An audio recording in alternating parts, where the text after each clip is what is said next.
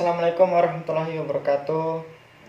Perkenalkan, nama saya Syarif Aditya S. Stambuk F55118126. Prodi S1 Teknik Informatika, jurusan Teknologi Informasi, Fakultas Teknik Universitas Tadulako.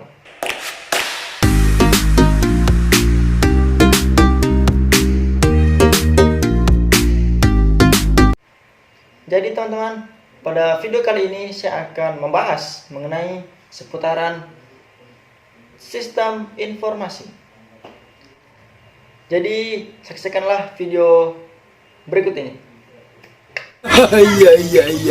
Jadi saksikanlah video berikut ini.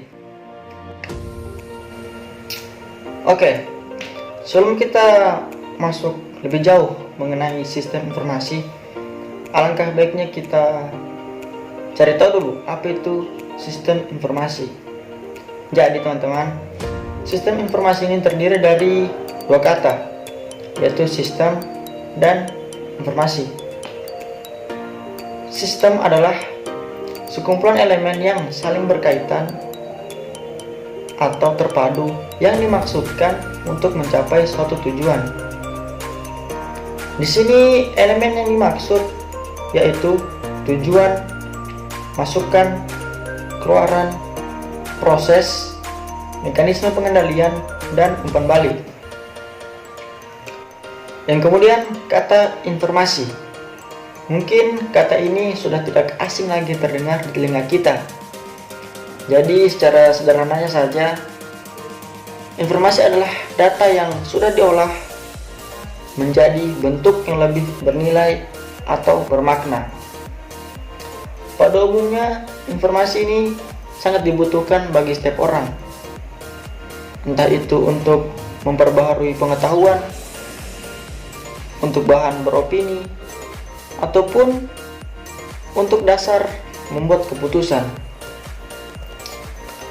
Dan juga informasi menjadi sebuah aset penting bagi perusahaan, di mana setiap orang yang memiliki informasi lebih, maka ia akan lebih unggul.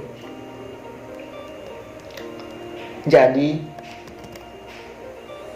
berdasarkan sedikit pemaparan tersebut, dapat kita tarik kesimpulan bahwa sistem informasi adalah sebuah rangkaian prosedur formal di mana data dikelompokkan dan diproses menjadi sebuah informasi dan didistribusikan kepada pemakai. Jadi teman-teman, di sini tuh data, informasi, dan pengetahuan saling berkaitan.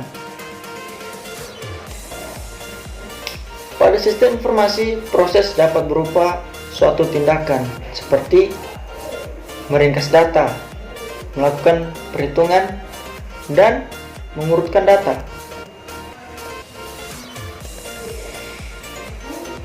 Sistem informasi dapat dibedakan menjadi dua, yaitu sistem informasi manual dan sistem informasi berbasis komputer. Baiklah teman-teman, sekarang kita masuk di contoh sistem informasi. Di sini ada beberapa contoh sistem informasi. Yang pertama yaitu sistem reservasi pesawat terbang. Yang kedua, sistem biometrik. Yang ketiga, sistem pos. Yang keempat, sistem telemetri. Dan yang kelima, sistem berbasiskan kartu cerdas atau smart card. Kemudian kita masuk di kemampuan sistem informasi.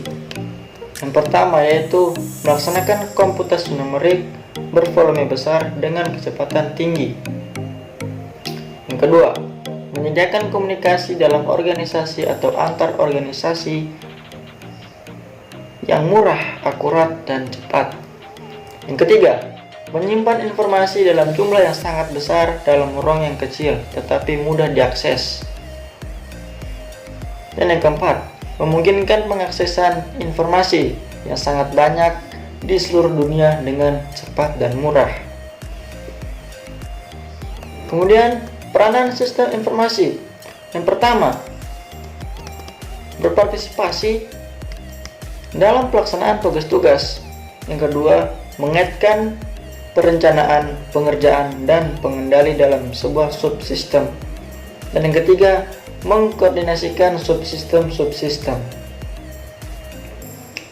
Komponen sistem informasi yaitu perangkat keras, perangkat lunak, prosedur, jaringan dan komunikasi, basis data, dan orang.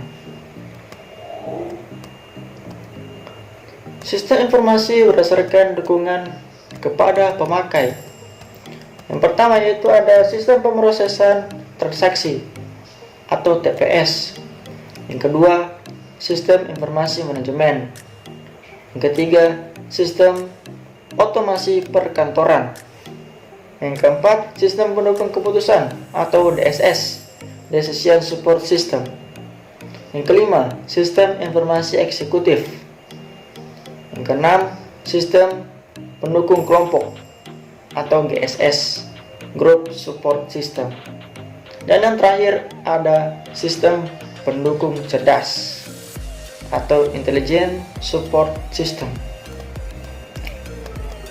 Pengembangan sistem informasi dilakukan dengan menggunakan metodologi atau suatu proses standar yang diikuti oleh organisasi untuk melaksanakan seluruh langkah yang diperlukan untuk menganalisa, merancang, mengimplementasikan, dan memelihara sistem informasi. Metodologi klasik yang digunakan dikenal dengan istilah SDLC atau System Development Life Cycle. Iya teman-teman, selain sedikit menjelaskan mengenai sistem informasi, saya juga akan membahas tentang teknologi informasi. Jadi, apakah teknologi informasi itu? Teknologi informasi adalah studi atau penggunaan peralatan elektronika, terutama komputer, untuk menyimpan, menganalisis, dan mendistribusikan informasi apa saja, termasuk kata-kata, bilangan, dan gambar. Contoh teknologi informasi yaitu mikrokomputer, CD-ROM, notebook, papan digital, dan komputer mainframe. Beberapa alasan inventasi teknologi informasi. Yang pertama, adanya kebutuhan untuk mempertahankan dan meningkatkan posisi kompetitif.